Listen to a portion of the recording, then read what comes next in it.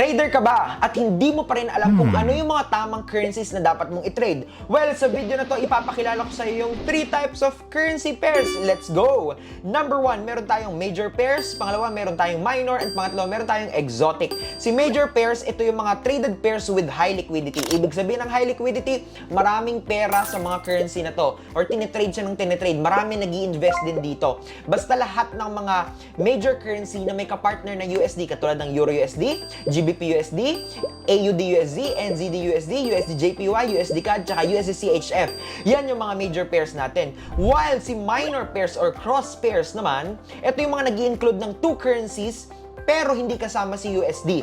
So, it offers diversification. Ang mga example naman nito, si NZD GBP, si CAD CHF, GBP JPY, and marami pang iba. Basta hindi kasama si USD. And then si exotic pairs, pairs that include one major currency and one currency from an emerging or smaller economy characterized by higher volatility and lower liquidity.